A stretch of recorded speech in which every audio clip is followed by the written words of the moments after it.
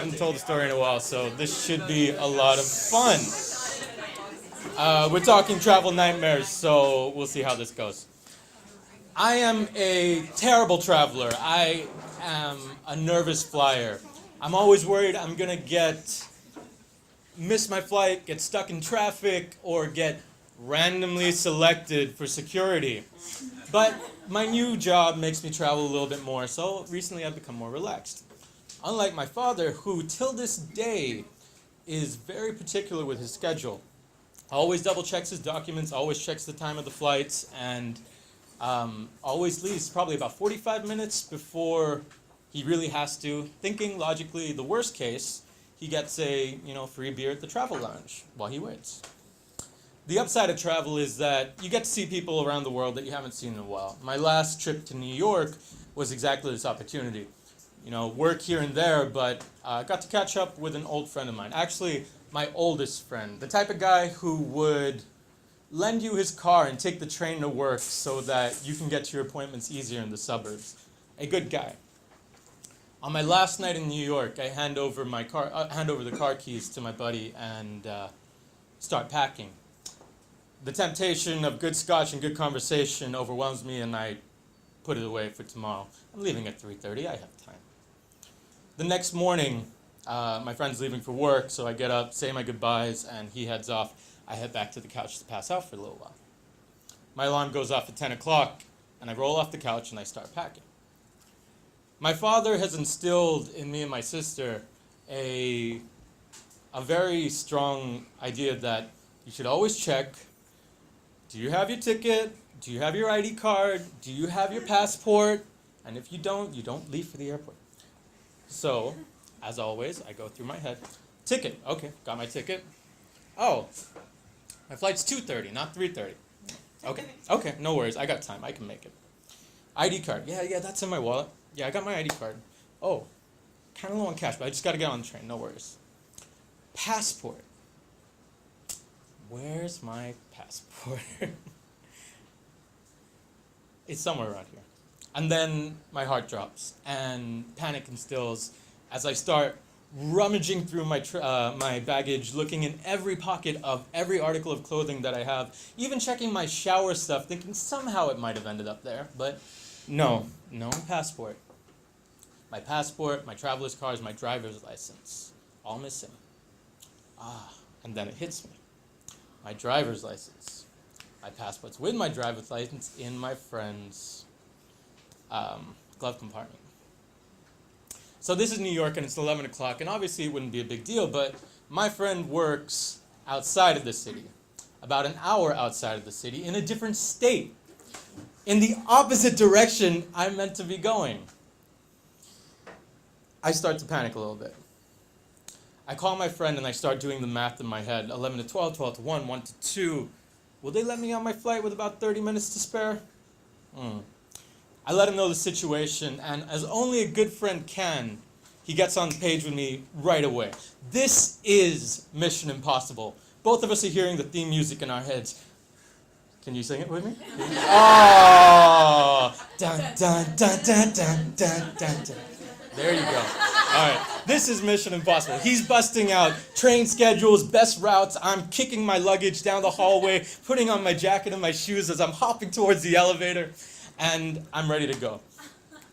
He's messaging me addresses and details, estimated times, and it's not looking good. And then it starts. The rain starts. And the train that I'm on goes on. The mission, if I chose to accept it, was catch the next get to the train station as fast as possible, catch the next train going north, jump into a cab at the train station, get to his office, grab the package, and head to Newark as fast as possible with enough time to check in. The train eventually gets to the station. Me and my excessively large luggage are running through the station. It's getting banged up more than I've ever known. A great Samsonite ad if any advertisers are out here. And I eventually run into the rain and into a cab where this old Caribbean guy slowly turns his head and looks at me. Now, I don't want to be stereotypical, but that car had a very herbal smell. And his eyes were bloodshot. Not the driver I was looking for, but beggars can't be choosers.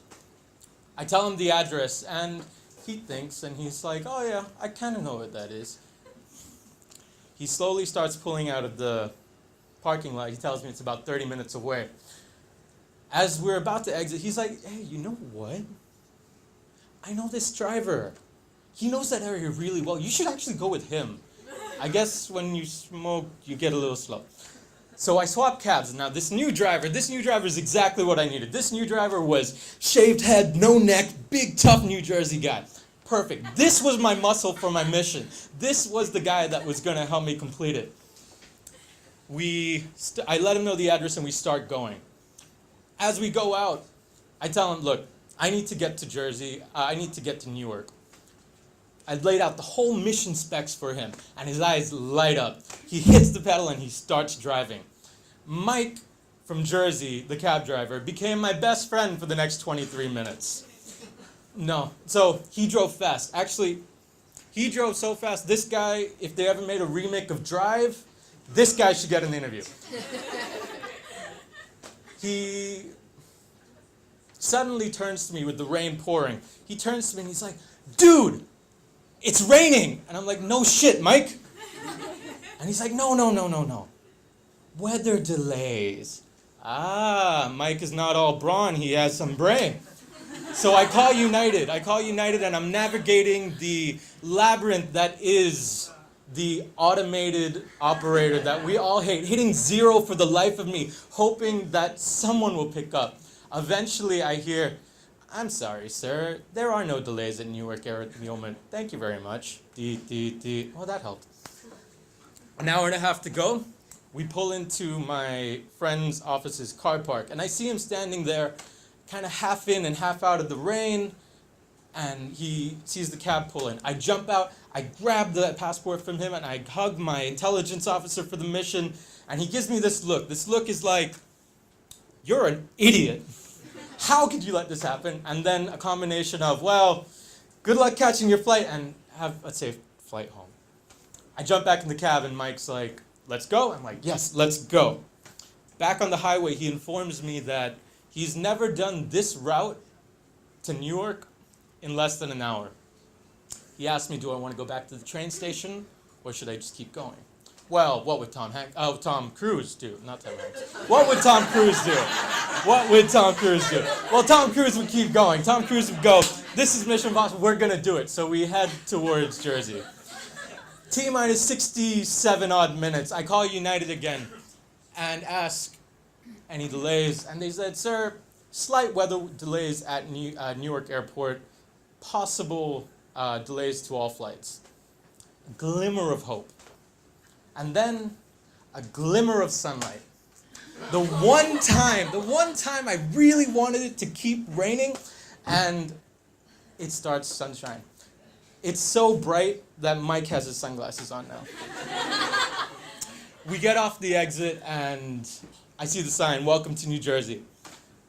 And Mike turns to me, he's like, whoa! I'm like, what now? What could possibly go wrong now? He's like, no traffic. You might make it. I was like, I don't want to get my hopes up.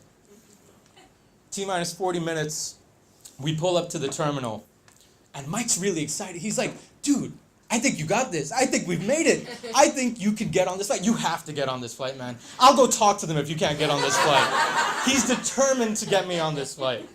In the back of my head, I'm thinking, I still have to check in baggage.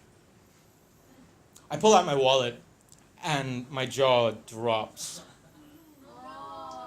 I don't have enough cash to pay Mike. So I think for a moment that I should just make a run for it, that, whatever. I'll just get into the airport and it'll all be good.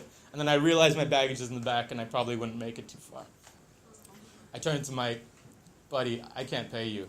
And this is when tough guy Jersey Mike comes out. He starts cursing at me. It's like, what the fuck? Da-da-da-da-da, blah-da-da-da-da. He slams his hands on the steering wheel, and I kind of jump. And then he starts laughing and shaking his head. And he's like, kid, just Go home. Get out of here. Give me what you got. Just go. So this dude broke every speed limit on every road we went on. He got me to the airport with a shot at getting on my flight and gave me a discount. Thank you, Mike from Jersey. I said I'd mail him the rest. I'm getting there. Oh. I'm glad I got you on edge, though. Got it. So I run to the check-in counter. There's that one check-in counter open. I'm like, that can't be good. No line. That can't be a good sign. I check in, I put my bag on the scale, and the lady just keeps shaking her head. And she gives me my boarding pass, and she's like, you know, your luggage probably is not going to make the flight. I'm like, I don't care. I'm going to get on my flight. I run in the terminal. I'm running down the terminal, and I hear my dad's voice in the back of my head. Ticket, ID card, passport, check, and double hell yeah check. I get to security, and they slow me down. I look at my watch. It's 2:25. I'm running to gate C12. I look up on the screen, and it's UA flight 1872 to Paris, France. What? I must have missed my flight. They're on to the next one. They're boarding. I walk up to the counter, totally disheartened. Mission failure. I ask the lady, have they moved the flight boarding to another gate, maybe? And she's like, no. It's boarding here in about an hour and a half. There's a huge delay. Mission accomplished. The last few notes of the theme, for the Mission Impossible theme play in my head. It's like, da-da! I go and grab a beer at the Free Travel Lounge. Thank you all.